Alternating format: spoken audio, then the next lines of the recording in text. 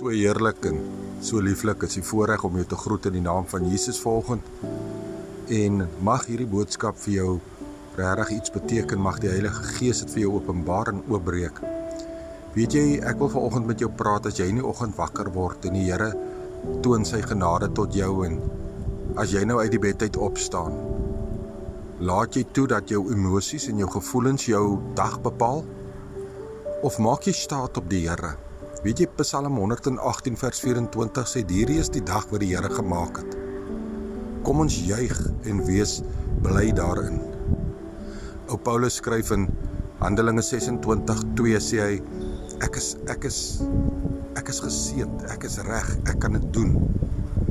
Weet jy, en ons bestaan uit 3 dele. Volgens 1 Thessalonisense 5:23 bestaan ons uit die gees, siel en liggaam.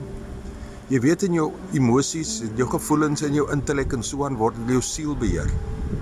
En ons moet nie toelaat dat ons siel ons lei nie, maar ons moet toelaat dat God se gees in ons gees ons lei in elke dag.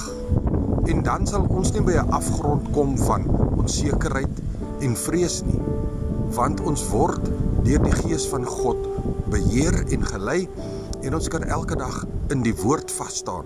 Die woord van die Here Jesus Christus, onze Here Koning. Ek is Pastoor Gary, ek laat hierdie woord vandag by u. Laat toe dat die Heilige Gees u lei.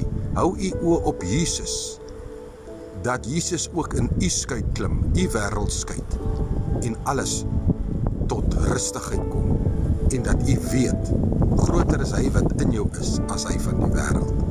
Brood en water, 5 minute woord groete, seën groete, en weet net, Jesus is baie lief vir jou.